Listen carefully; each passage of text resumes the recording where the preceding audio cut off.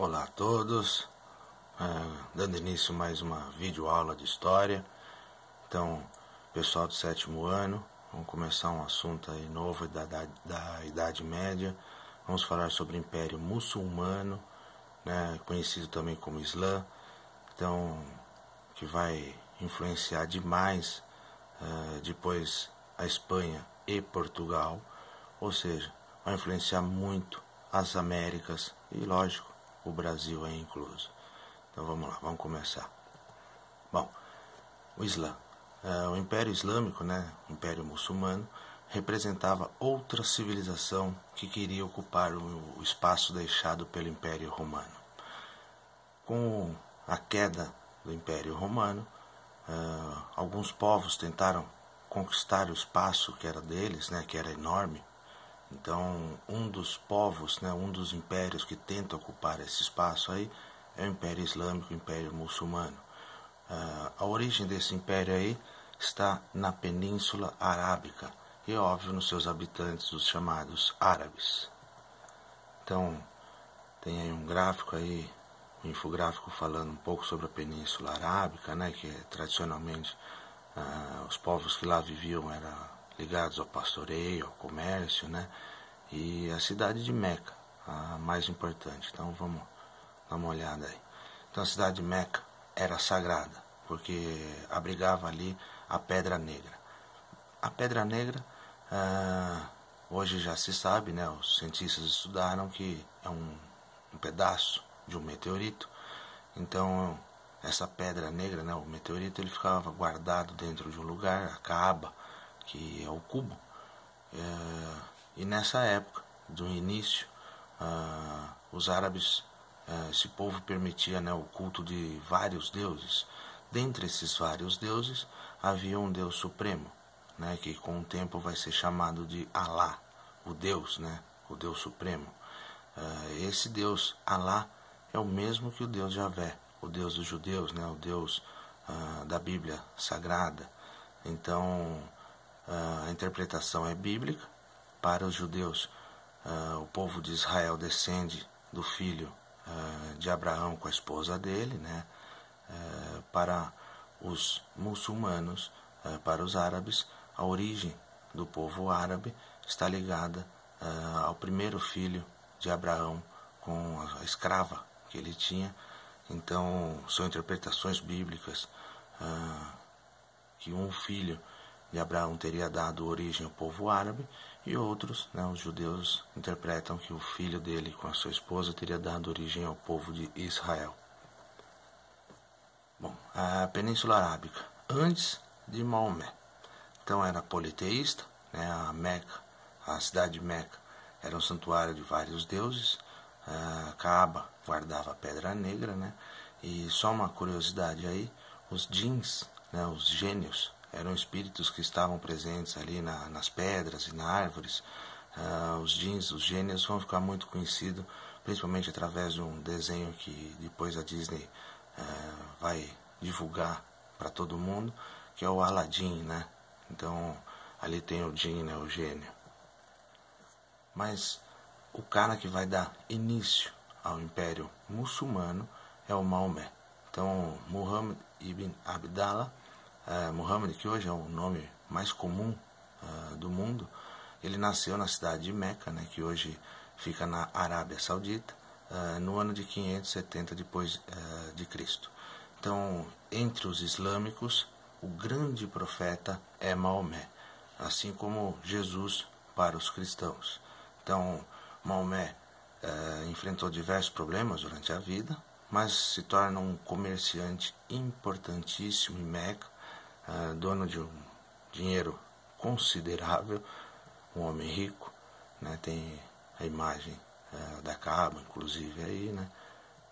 E Maomé, um determinado momento da vida dele, teria tido uma revelação que ele considerava divina.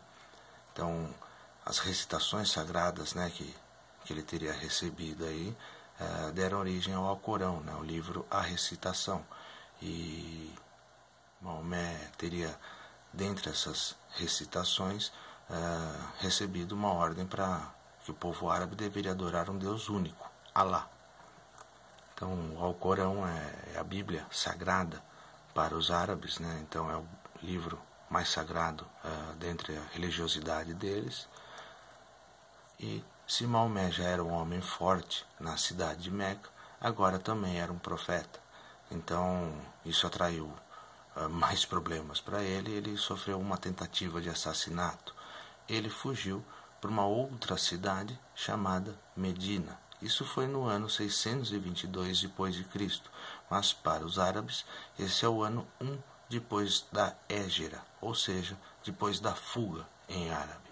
Então, a tribo de Maomé, nesta nova localização, na cidade de Medina, ganhava muitos membros e nesse lugar ele muda de nome. Essa tribo, né, que vai ganhando gente, que vai crescendo cada vez mais, muda de nome e passa a se chamar Islã, que, se a gente traduzir do árabe, é subordinar-se a Deus.